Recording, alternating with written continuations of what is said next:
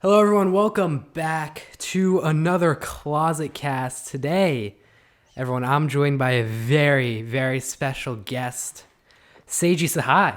How you doing, man? Doing good. How are you, man? Man, I have been fantastic. I've been very excited for this like all week. So, one very big thing, man. You were in Japan for like A month. a month? Yeah, about That a was month. it? Yeah. I thought you were there for longer, man. No. Just Um, about a month. Just a month. Well, you were in Japan for a month, right? Uh-huh. Yeah. So tell me about that, man. Like I saw all those pictures of cars. You were at like clubs and stuff. I was Like at a how was that, club. man? It was pretty wild, actually. I got COVID while I was in Japan, Oh yeah. which kind of sucked ass. But am I allowed to cuss on this fact Yeah, podcast? you go. Yeah. All right. So I got COVID, which kind of was ass. But I mean, when I didn't have COVID, it was pretty good. Mm-hmm. I went there with my mom's, my brother. My dad was busy with business, but I was chilling with my mom's, I guess, as Yeah. much as I can. And my brother and I are pretty chill, so it was nice. Mm-hmm. So, I mean, I guess we could start off with, we first went to, my mom's, my brother and I first went to Tokyo, and spent about a week in there. Yeah. It was really nice. The COVID restrictions are still kind of heavy there, Mm-hmm. especially for foreigners. So, you have to have Japanese citizenship to get into there. Mm-hmm. So, I was luckily, I have citizenship from my mother because that's the only way you can get it. So, my brother and I, we were able to get in. Um, and it was pretty good. The first thing we did was, went out, got some food, right? Mm-hmm. The food there was absolutely terrific. I mean, I can tell you all about that if you want. And I mean, it was great. It was great. So the other thing we did was, we went to, this place called Akihabara which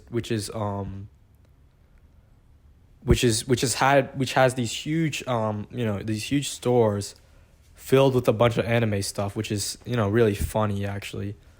So I don't really watch too much anime, or I don't read too much manga or anything, but my brother is pretty big into it. So he was having a lot of fun with it. We went in there. And he got a figure. He got a bunch of little gifts with his favorite anime characters, And now he has a whole little display of his favorite anime stuff back at home, which is pretty cool. So there's that as well. So yeah, but it was really interesting because it was like a bunch of anime fanatics all over the place.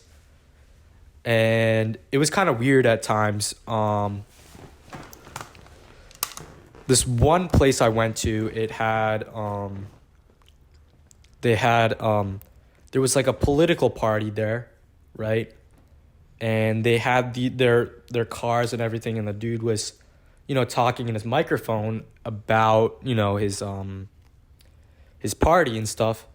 But the cars, they were all, covered in Natasha liveries, which is, anime characters, very painful to look at, which is why it's called Natasha. But yeah, the cars they had these vans that were Natasha liveries, and the dude was basically talking about his political party while incorporating his anime into it, which got a lot of dudes just looking at him, which was pretty funny. So there was that. So wait, why? Do you know why? There were anime characters on his cars. Bro, I don't know. Probably to try and get the vote of anime, enthusiasts and stuff. Yeah. I just thought it was weird though, because you never see that shit in the U.S. Yeah. Imagine fucking Joe Biden with anime all over the place, and that'd be kind of funny, honestly. Yo, low key. I mean, he'd win everything if he. You did think that. so? Like, imagine just Joe Biden patrolling around with his anime cars, like, Yeah. just old man Joe embracing anime. Yeah. I mean, that was pretty That'd be interesting. so funny. Yeah, the food there was really interesting as well. Yeah, how was that? So Japan actually has one of the largest tuna markets, fresh tuna, like bluefin, tuna in the world. And so the way it works is the fishermen, they go out at night. Basically, their day starts at around midnight. Yeah. They go out at night, they fish throughout the night, and they come into the port of Tokyo in the morning, right around 5 a.m. And they sell their fish there and they auction them off. So, and you can go, it's like kind of open to the public where you can kind of see them from a distance.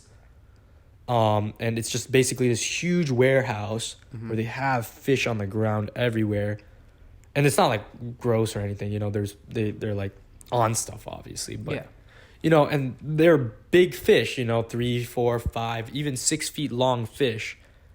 And they're selling all of them, and they have part of them, like the tail end cut, so then the buyers can actually see the quality of the fish in person.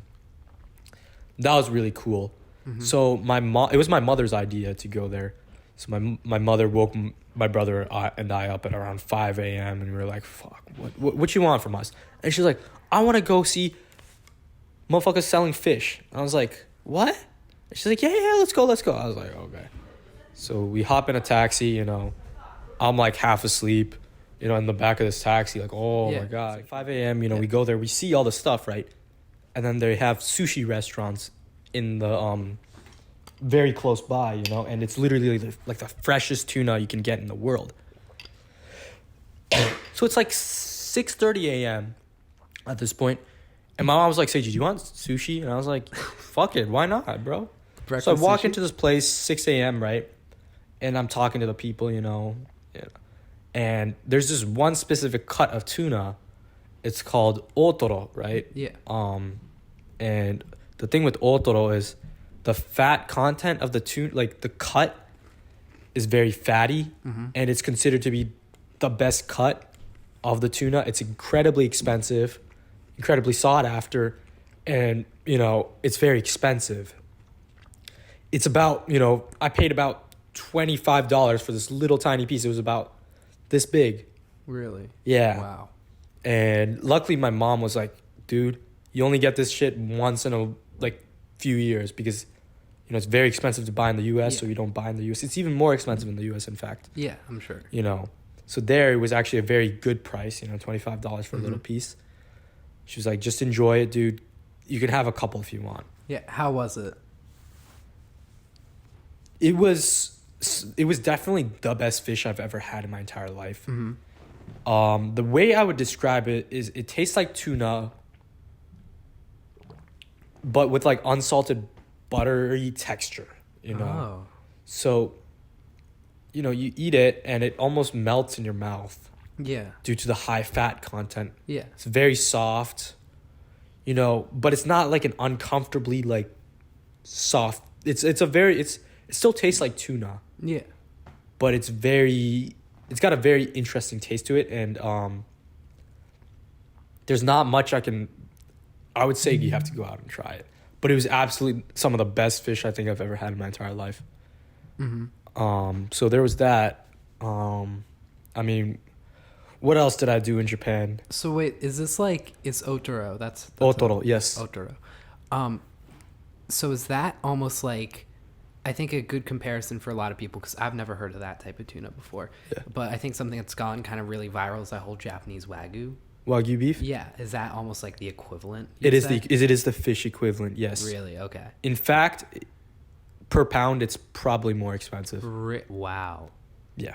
Wow. Wagyu beef, though, that I have a story for. Did you have that while you were I there? did have that. Tell us that story. So later on, about a week and a half into the vacation, right? My mother, like all of us, all three of us, we go to Kyoto, right? Which is the old capital of Japan. Yeah. And it's a very old city because during World War II, Kyoto was not bombed. Cities like Tokyo were bombed. Cities like, obviously Nagasaki, Hiroshima, we all hear about that. But Tokyo was completely demolished. In fact, my family had property in Tokyo, but after the bombing, we literally couldn't find it. Like we knew where, like we knew like the general area, but we were like, there ain't shit there. Like, what are we supposed to compare it to? Like, Yeah. so after World War II, obviously the U.S. came in and helped rebuild it, but Kyoto wasn't bombed, so it's a very old city.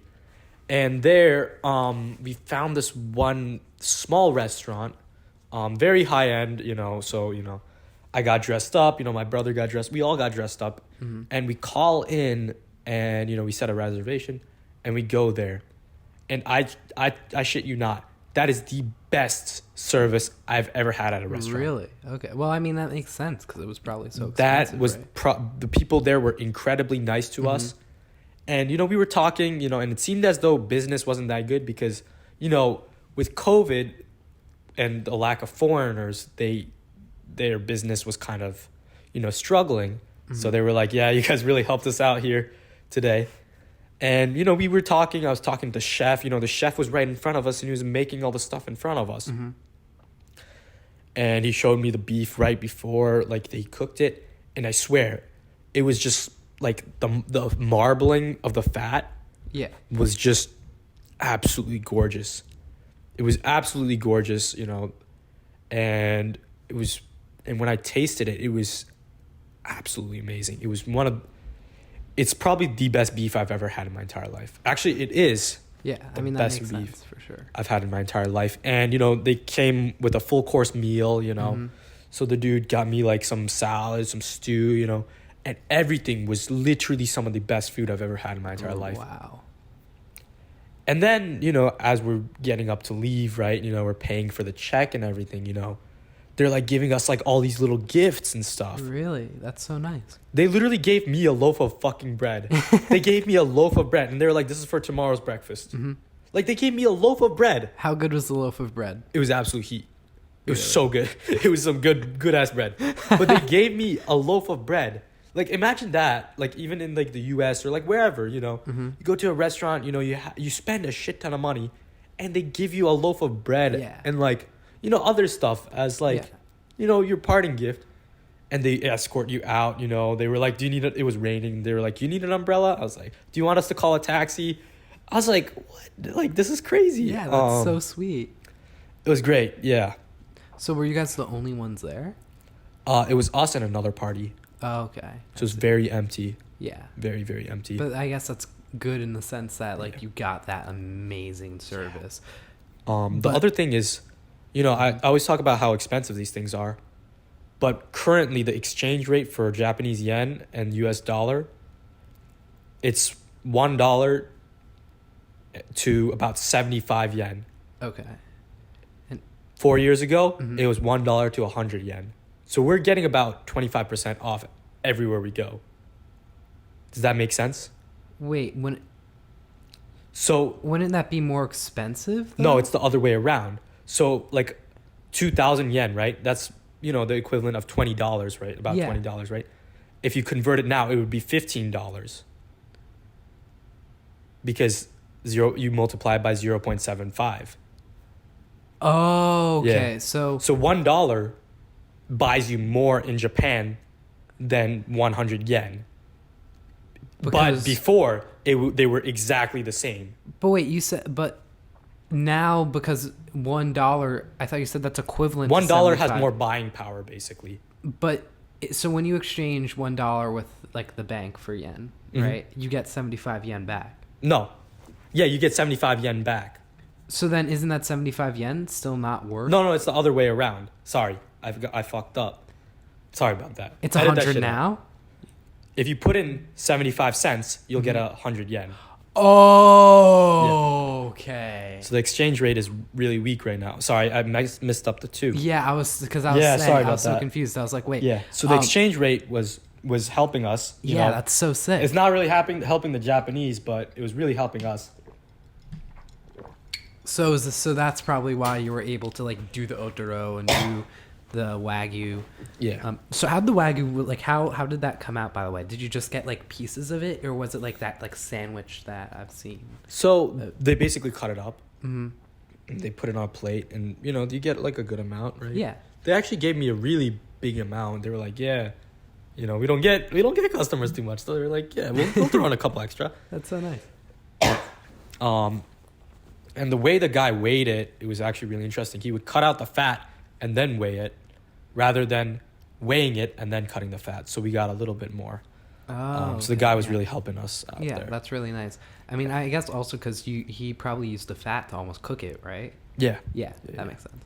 Yeah, for sure. It was definitely some of the best food I've ever had in my entire life. So, what else? Because I saw that you were like clubbing there. Yeah, I saw some so pictures. it's actually really funny. Yeah. Who are you with, by the way? Because I saw pictures with those guys. But So it's actually really funny. Mm-hmm. So a few years back, I went to a camp for Japanese folks in the tri-state area. Mm-hmm. And there I met this kid named Daniel. You know, he was pretty chill. You know, we got along pretty well. And then we kind of lost contact after a while. You know, we stopped talking. Obviously, I still had his Instagram, Snap, but whatever. Mm-hmm. I see on his story, he sees on my story, actually, that I'm in Japan. Excuse me. And he sees that I'm in Japan. He hits me up. He's like, Seiji, we should link. Mm-hmm. I was like, okay, bet. So we actually linked twice during our trip to Japan. Mm-hmm. The first time we linked, I was staying in Tokyo. I was at a hotel. And my friend and Daniel was like, yo, Seiji, we should go get some food and then go to a bar. I was like, we can go to a bar? And he was like, yeah, like, fuck it. I was like, but I'm not 20. So the drinking age in Japan is 20. Yeah. I'm 18 currently. But they don't really ID in Japan. It's not really a thing, you know. Mm-hmm. I was never, the only time I was ID'd was when I went into the club. I was never ID'd, and even when I went into the club, they'd still let me in. They just said I couldn't buy drinks. Mm-hmm. So we were hanging out, you know. We go to this restaurant, right? And, you know, I order some ramen, right? Yeah. And the next place we go to this random bar. And I'm not a big drinker by any means. Mm-hmm. But I do like the taste of alcohol. You know, I love the taste of beers, you know, wine, all that stuff. So I was like, you know. So wait. They don't ID you, like, at all. Like, you were Like 99% of the time. Really? The other thing is, because when we would walk in, we would pretend like we speak only English. Because my buddy doesn't speak that good in Japanese. My God. I speak, you know, basically fluent Japanese. Mm-hmm. So we'd walk in, we'd be speaking English. I'd be like, yo, you coming, bro? I don't know if I'm going to be allowed to put this in. It's in another country, so it's all right. Nah, but it's underage still. I don't know if that's going to be allowed. We'll see. It's fine. Yeah. This is actually all like This is funny, though. a joke. So anyways, it's really funny. Solid joke. So we walk into this bar, right? Yeah. And bars are one of the few places where it's actually normal to be social with other people in Japan. Is it not normal to be social with other people? If you're like waiting in line or something, you're just walking down the street, you don't talk to other people. Even in Really? restaurant, like you rarely, small talk isn't a thing, you know? Sometimes, you know, when you're in an elevator, you're like, yo, where you off to, you know? Or you're just chilling with someone, you know, where you off to, what's going on, how you been, man? Not a thing in Japan. Wow. Not at all. Wow. Which is kind of difficult for me because, you know, I try to be social. It's one of the ways I cope with my social anxieties, by being social. Yeah. And it was kind of difficult for me. But luckily the bar was actually really nice, you know. Mm-hmm. So we go in there, you know, we're just chilling, you know. I'm definitely not drinking at all, Yeah, definitely not. you know. And it's really nice because, you know, some people, they feel like they need this quote unquote social lubrication of alcohol. But, you know, I'm already very confident in myself. So I walk in, you know, I'm chilling, I'm talking with the dudes, you know. And, you know, like I said before, I'm not a big drinker, but I was like, you know, I'm curious, you know, what these guys taste like. So I tried a couple beers, you know. I tried this one drink, I forgot what it was called, but it was tomato juice and beer. So it was half tomato juice, half beer. Oh, that's like a Bloody Mary, but like with beer. But with beer, yeah. That's weird. That was cool. That tasted really nice. Mm-hmm. And then at the end of the night, you know, I'm about like, I want to say I'm about like 6 drinks in, right? And like, I don't know. I don't get drunk very easily, so I'm still like okay, you know. Yeah. I'm like I gotta leave pretty soon, you know, because the trains stop at around midnight. So I was like, okay, I gotta catch the last train. So you know, I'm like about 6 or 7 drinks in. And I was like, I'm not spending any more money. And then the bartender's like, yo, Seiji, wait, bro, wait. And I was like, what's going on? And he's like, that guy over there is buying champagne for the whole bar. So this dude, they start playing this music, and you know, everyone's like, you know, everyone's being like cheers with each other. Yeah. You know, everyone's you know, all that, and we're all just talking, and you know, and like I get free champagne there, and it was actually That's really so nice. sick. And I met a lot of cool dudes there. I met this one like, you know, just your average businessman, but Yeah. he was actually really cool. He thought it was really cool that I was half Indian, half Japanese, living in the U.S. So we were having like a really good conversation. You know, we talked about the different things. You know, we talked about social issues in Japan and in the U.S. You know, we talked about racism. We talked about a lot of great things. Honestly, great guy. His name was Sho. I don't know where he is now. He didn't have Instagram or anything, so I didn't grab anything from him. But Really, that sucks. and then the other guy I met there at the bar was a Buddhist monk. Oh, Yeah. So I met a Buddhist monk at a bar. was he drinking? Yes, he was drinking.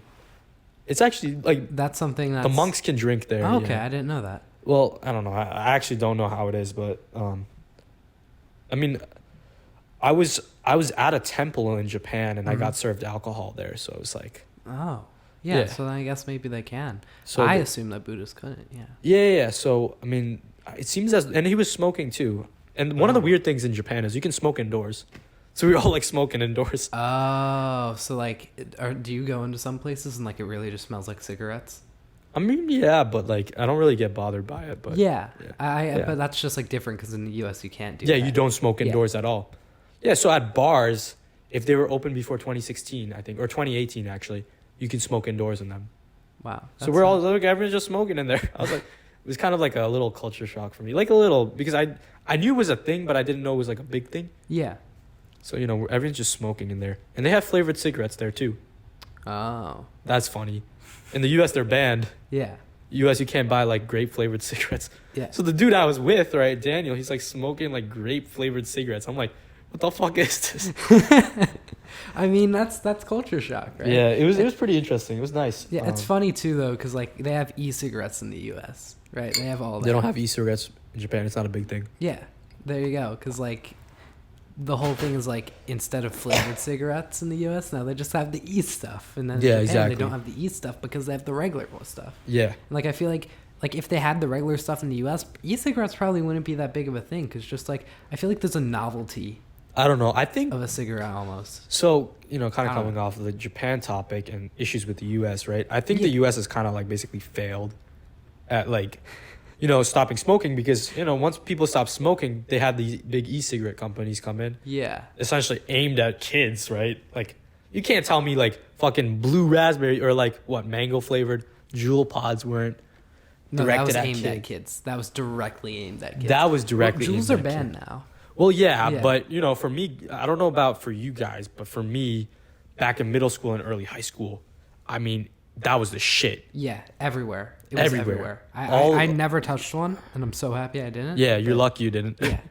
But like they were everywhere. It They was were such everywhere. A big thing. I actually remember freshman year I spoke on a panel Oh, about really? about how dangerous e-cigarettes were and whatnot. Yeah. Because like I watched a bunch of stuff about it because I was Uh-huh. like I was seeing them everywhere and I was like, oh, like what is this? So I got Oh, very wow. curious and I would like look into it. Yeah, I respect that, dude. Yeah, so That's then some I good ended shit. up like speaking on this panel at Trackside actually, Mm. with like there was the principal who That's was me. there.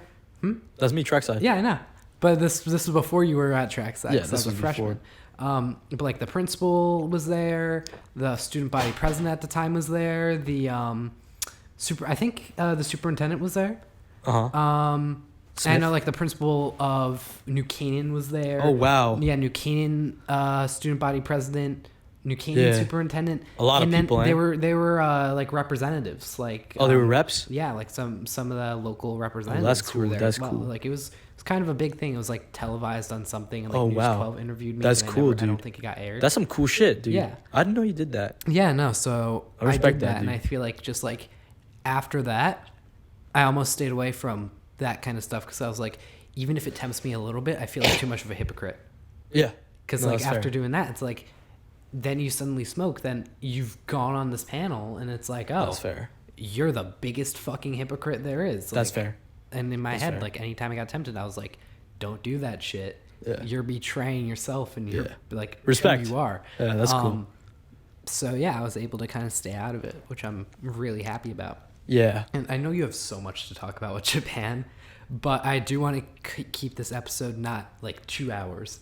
Yeah. So I hit. And I have a basically lot of everything. questions. Yeah, of course. So go I on. want to segue into what I'm thinking is one of your favorite things in the world, that being cars, Oh yeah. right? So you talk about cars a lot with me, like personally, but I've never really asked you before, like, how did you get into cars in the first place? What has made you like so interested? Where did it all start? Yeah. So my father's an engineer. And engineering. I've always been around engineering and stuff. And the thing is, when I was actually younger, I liked cars, but I wasn't too crazy about them. I wasn't where I am now, where I like, I wake up and I'm like, okay, what am I gonna do with my car today? Like, what's the drive? But once I think it really started to come out when I was getting my license and starting to drive for the first time, and I realized that, I kind of started to realize that, cars are cool. There's a lot of really cool cars out there, which I knew, and I had cars that I was interested in, but I didn't really like feel different cars elicit different feelings, and certain cars, when you drive them, you get these very intense feelings, and I didn't know that was a thing until I drove for the first time. And, I realized that, I realized that this was something that I was interested in because, it incorporated so many things in my life, Yeah. It incorporated, engineering, right? It incorporated, kind of like a social thing because I could go to car meets, talk to people, meet new people. Yeah.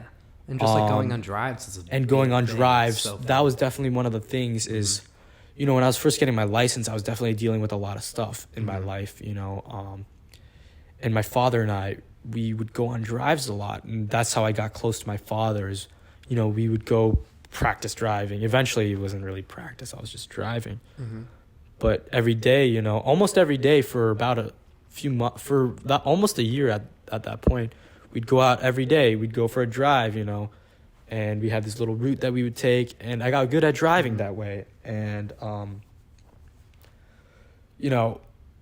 and then from there, I really wanted a car with a manual transmission. Oh. And my Yeah. father was like, what are you thinking, son? Because for him, it's like a nuisance.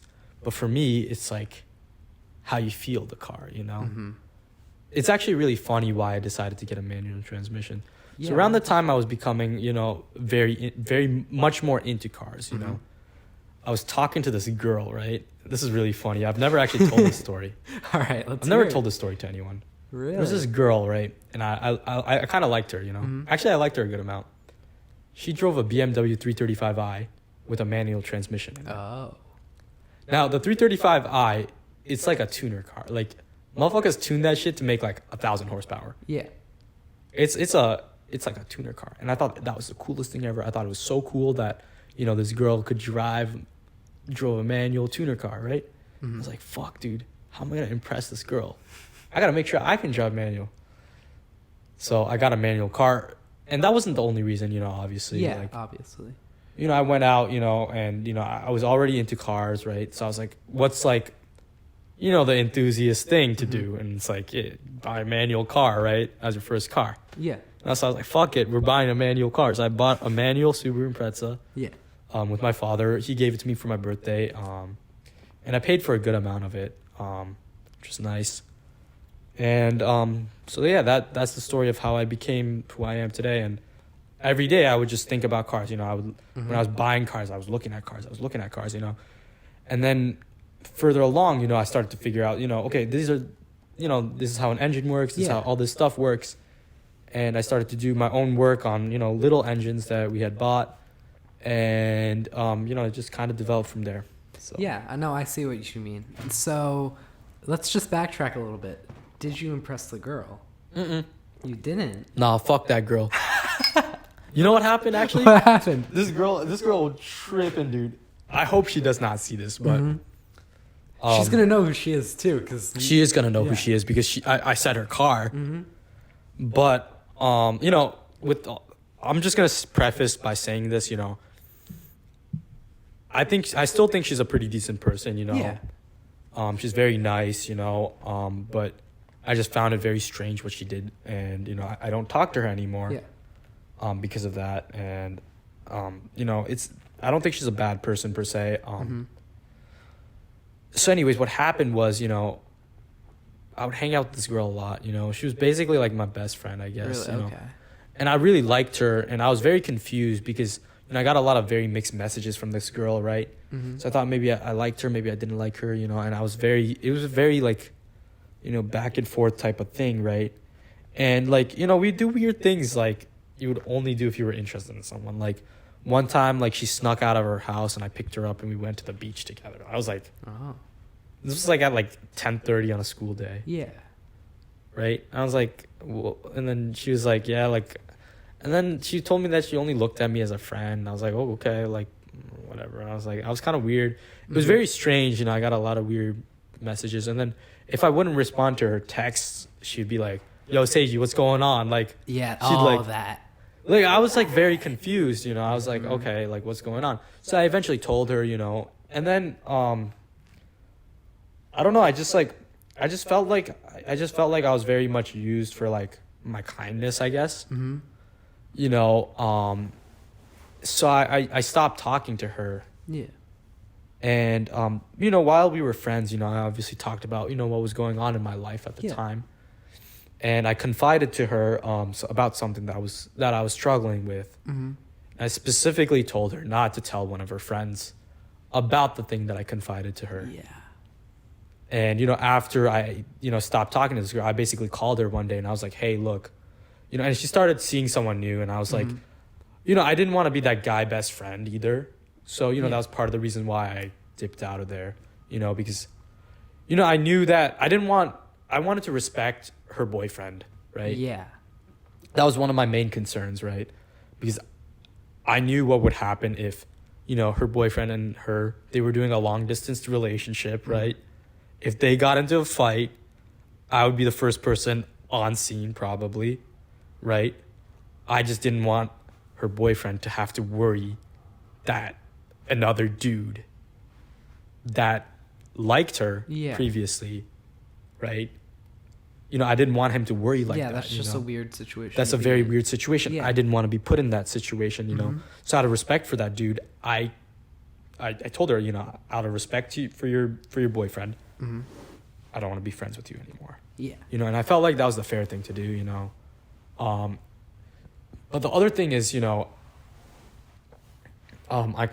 thing that I confided to her was something that I was, very uptight about, I don't tell a lot of people this. In fact, I've only told maybe like 3 or 4 people about this part of my life. Really? Okay. Yeah, so this is something very tight. Yeah, of course. Actually, I'm a little bit more open about it nowadays, but at the time, I had only told like 3 people about this, right? Yeah. And it was very difficult. So I confided to her, and I specifically told her not to tell one of her friends that she was close with. But then later on, I find out from her, the friend, right, that she had told her about what I had confided to her, and I felt very betrayed. So this is where it gets really funny. So I was dating this girl for a while, right, and we break up. Right after we break up, I get a huge text from this girl, from the first girl. Wait, is this? Yeah. Okay. So wait, what was the text? This is from the girl that I used to like with the boyfriend, Yep. right? She sends me this huge text. She's like, Seiji, I want to be friends with you again. I'm so sorry about what I did. And I was like, girl, I used to like you. I used to have a huge crush on you. Your boyfriend is in Texas. like, what are you doing? Yeah. I was like, I don't want I don't want any part of this. Yeah. You know, if this girl tries to cheat on her man's with me, I don't want a part of this. Yeah. Like, I was No. like, No, I no, don't no. want to be a part of this, you know? No. You know, I'm very much against cheating, you know. Yeah. I just don't think it's healthy for either party. I don't think it's, you know, good, especially if, you know, you decide that you're in a relationship with someone, you know, that's obviously not polyamorous or whatever that Yeah, of course. shit is.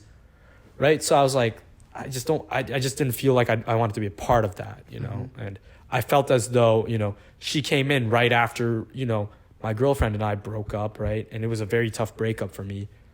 And, you know, I just felt like she kind of was trying to like piggyback off of, Yeah. you know, my very hurt emotions. And on top of that, you know, she was dating this dude. And I was like, why? Like, what are you doing? Yeah. We are back. We're in my bedroom. It's fantastic right now. You know? Yeah. So, anyways, Seiji. So, we left off on talking about BMW girl. BMW girl. We're going to segue out of that. So, I wanted to, before when you were talking about your trip to Japan, you were saying how you met that businessman and you were talking about your experience in America with things like racism and whatnot. Yeah, for sure, And so we live in a really white town. Like, this town is majority, like... And it's not as bad as it used to be, though. Yeah, it's gotten a little better. 10 years back was bad.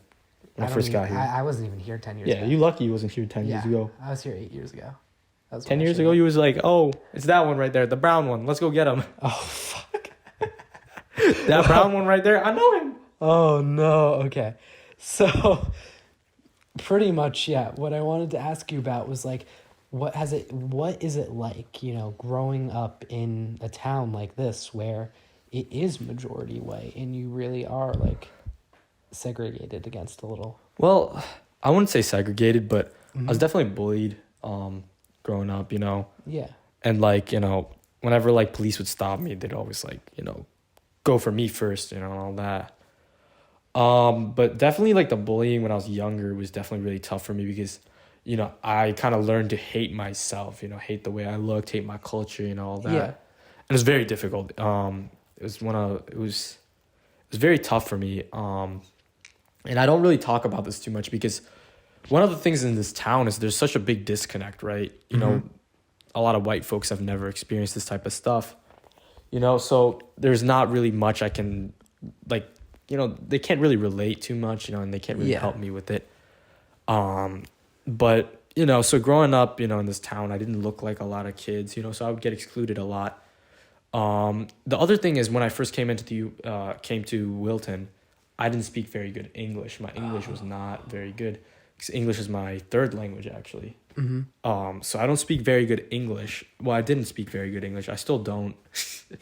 I mean, you seem pretty fine. But at the time, I didn't speak English like very well. So, you know, I kind of got excluded. I kind of got bullied during the time, and it was kind of difficult growing up, you know. And I didn't have a good group of friends. I developed very like tight social anxiety. You know, I didn't, you know, talk to many people. You know, I had a few friends, but I never really felt a good connection with any of them, except for one of them, which is my best friend. I'm still best friends with him. Gray? No, Ryan Gilman. Ryan. Oh. You know how long I've known him for? How long? You want to take a guess? 12 years? More. 18? No. 16? Right about. Yeah. Really? I've known him for about 16 years. That's so sick. Isn't that wild? Yeah, that's so wild. Yeah, so anyways, like growing up it was kind of tough, but you know, I kind of made do with what I had, you know. And as I got older, it definitely eased off. Yeah. You know, once I got into middle school, early high school, it was very much, you know, not there. You know, and I was finally able to feel more comfortable with myself. But one of the things that I really hated growing up was, you know, I just hated how I hated my skin tone. And I know that sounds so stupid, but, you know, I hated it because I would see, you know, all the dudes that were cool and stuff. And, you know, they were all white. And I attributed their coolness to their race. Yeah. Because they wouldn't talk to me, right? Because I was just different. Yeah. You know, and I don't know if they realized what they were doing to me, but I most definitely felt it like that. Yeah, and that's a really fucked up thing to like go through. Yeah, because people just wouldn't really want to associate with me. Mm-hmm. You know? So it's funny that you say that though, just because like you're one of the coolest guys I know. Like just like as a human being, like you are a really cool. You think so? Yeah. And like, thank you. So you've been able to grow so much like socially, obviously. And you know, I think that really attests because you have just fantastic like confidence almost in the sense of like being able to like put yourself out there despite, I know how you've said that you had social anxiety and I want to ask you about that. But like despite your social anxiety, despite, you know, being treated different because of the color of your skin and whatnot. And that's like amazing that you're able to do that, man. Yeah. So, yeah. I mean, we could talk about my social anxiety if you want. All right. So let me grab my drink real quick. Okay. But, you know, like I was saying, you know, growing up, I was very socially anxious. Yeah. In fact, I don't know if you knew me back in middle school or not, but no, I didn't. Or even early high school, but I was a much different kid, you know, and you can ask folks that knew me back then, you know, you could ask maybe Joe Eustace, or I'm trying to think like who you would know that knew me back then, but Harrison knew me back then. Yeah, Harrison knew me back then. Marius did not know me back then. Thomas probably not, right? Thomas actually did know me back then. Oh shit, okay. Thomas Fletcher did know me for Okay. He knew me when I was in we met when we were in 7th grade. Yeah. So I've known Thomas Fletch for a while. Wow, okay. That's sick. But with that kid, it's an interesting story how I met him, but I'll ask him about that. Yeah, you can ask him about that. I'll ask him about that tomorrow. It's pretty cool, yeah. Yeah. But him and I mean, he remembers, I'm sure a lot of these other folks remember, but I wouldn't talk to people. I was very uptight, you know. I mean, I would eat alone in the cafeteria every day. Yeah. You know, in 8th grade, I was so anxious in the cafeteria that I wouldn't eat there. You know, I would go to guidance to eat food there. And it was like that bad. You know? Like I would get so stressed out being in that, you know, crazy environment. Yeah. You know, and it's funny now because like looking back, I'm like, damn, I'm so different from that because like, you know, nowadays, like I'm very, very comfortable. Well, I guess I'm not comfortable, but I know how to fight that social anxiety. Yeah, for sure. And I seem very comfortable when I'm in these situations, you know what I'm saying? I mean, so I do want to kind of ask you, like, how have you been able, you know, to go from that position where you were eating in guidance rather than eating in the cafeteria to like end of your senior year, you're going into every single class in the school and selling like pizza bites, right? Oh, yeah, and like down nuggets. Like how do you go from point A to point B? How'd you do that in the next 4 years? Shit, man. Especially with COVID. A lot of hard work. I'll tell you that much. It was a lot of hard work. And I think it was definitely like, I think what really kicked it off was, you know, I kind of recognized that it was a problem because I was like, shit, man, you know, I don't really like I was like, if I keep living my life like this, like, it's not going to take me nowhere good, you know? Yeah. I was like, I'm going to have to start talking to people whether I like it or not. Yeah. So I might as well embrace it, you know? And that's kind of what I did. And I learned to kind of just, this method doesn't work for everyone, but I kind of just fight it head on, you know? I kind of just go in there head on. I'm like, fuck that, fuck this. This is what I'm focusing on today. And I would just focus, like I would beam all my energy on, you know, whether it was just eating in that cafeteria that one day, you know? Yeah. Even if it meant I was eating alone in the cafeteria, I would go to the cafeteria and make that effort. I would be like, okay, today I'm going to the cafeteria and I'm eating alone, you know? And it was tough, you know, it was very tough for me and I felt very anxious. You know, my stomach would churn, you know, I'd feel very sick. But eventually I got to the point where, you know, I started to get comfortable and I learned all these techniques, you know, such as like breathing techniques, you know, I started listening to music. I wear headphones just to kind of like focus on myself. Even though I was in a big crowd of people. And that's why I still carry my headphones with me to this day. If I'm in an uncomfortable situation like that, I know that I have a backup strategy. Yeah, that's what I would do so much like as well. Mm-hmm. And it's funny for me, I had like I don't think I had it as strongly as you did, like being socially anxious, but I think especially entering high school for me, like that was jarring, kind of going from like eighth grade, Yeah. And I had almost a protection in eighth grade because I had like an IEP. I was going to like Damn, that's this squeaky. thing that was called support center Uh-huh. for a period every single day in middle school to going to high school where I lost my IEP. I actually got it back last year, but I didn't have my IEP at the time. I had no sort of like real support. So for me, I lost like a lot of my social confidence, and I would pretty much go through the hallways listening to music constantly, like not talk to people and whatnot. And like this past year and like a few months, I know for me, I like kind of put my headphones away and I took them away from myself to sort of be like, no, fuck that. You're going to go in the hallway without headphones. And if you see someone you're going to say hi, you're going to talk to them. Yeah, and, like, for sure. do something. And that's like gotten better. Now I'm like the host of the school news show. Oh yeah, and like for sure. I commentate on like school sports. It's really sick. I'm sorry I made that about myself a little Yeah, bit. no, I just see, like, it's all good because I also had relation. like a similar experience. Mm-hmm. Like walking through the hallways was very stressful. Middle school, high school, but eventually I got to the point where especially this kind of started when I was a sophomore actually before COVID. I made a bunch of new friends at the time, and I became friends with the kids older than me. Yeah. And I was a sophomore at the time, right? So that meant I was friends with, more of the school, because, they're all obviously above me. Yeah. So, I was friends with a lot of juniors and I was friends with a lot of seniors at the time. That really helped boost my confidence because I was like, oh, damn, these seniors want to talk to me, right? I'm a fucking sophomore. Or even when I was a freshman, these juniors, seniors, sophomores would want to talk to me. I was like, this is sick. Yeah, for sure. So I started hanging out with these folks, and, I was like, damn, this is cool, so I would hang out with some seniors, this is back when I was a sophomore, which is kind of funny, and I would hang out with some juniors, and then, obviously kids in my grade, and then some kids in the grade below me, so, that's kind of how, me getting to know the whole school began, around that time, where it was like, and that kind of developed into where I am now, where I kind of know the whole school, because I just kind of walk around. I say hi to everyone. I try and get to know people.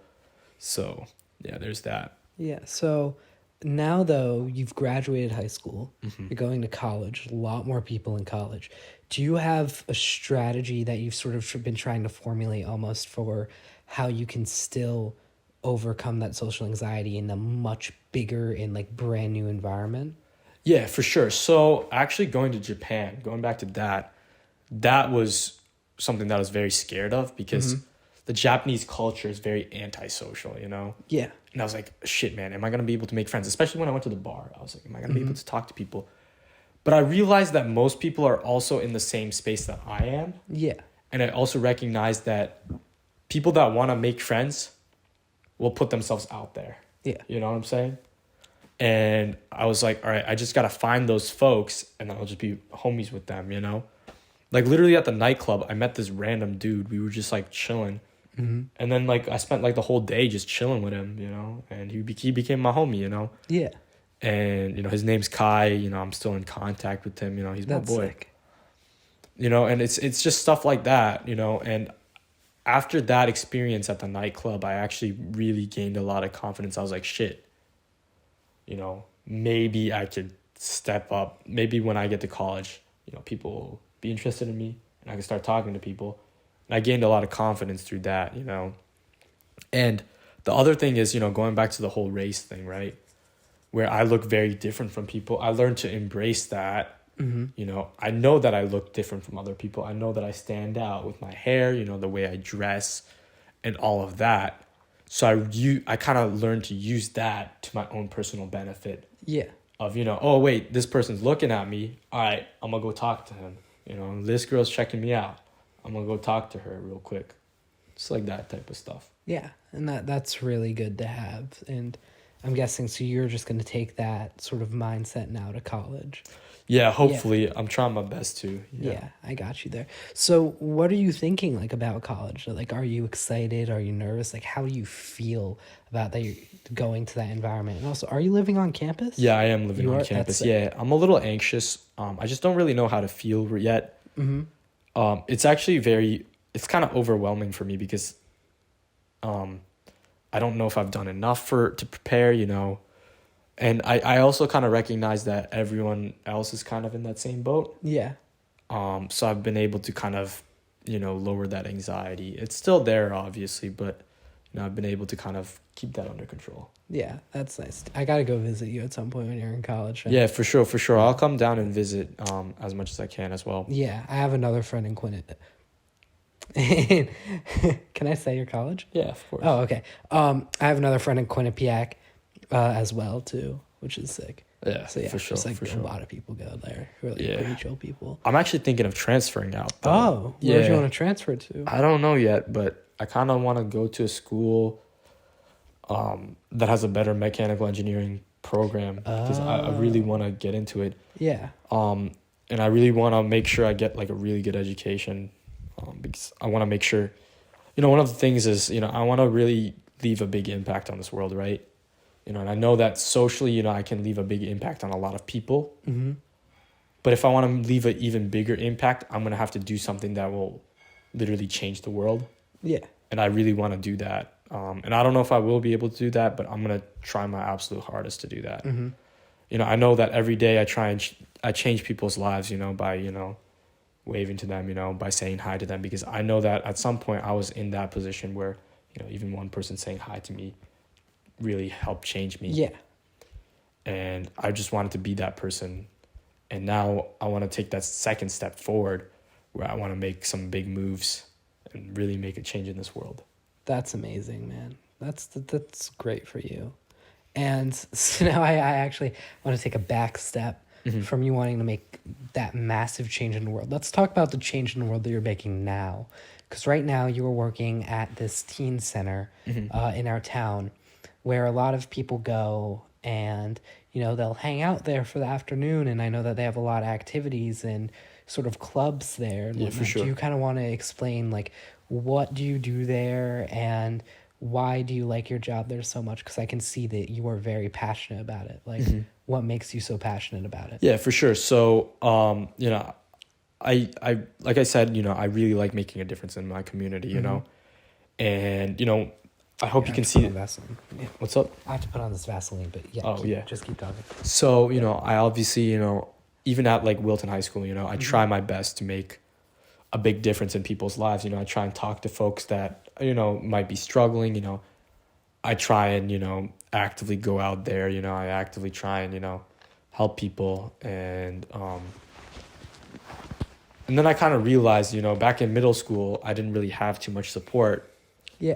So I was like, maybe at the teen center, I can support these kids that might need it a little bit more. Mm-hmm. And that's kind of what I've done, a lot of the kids really like me at the teen center. Yeah. They always come to me and I try and talk to them as much as possible.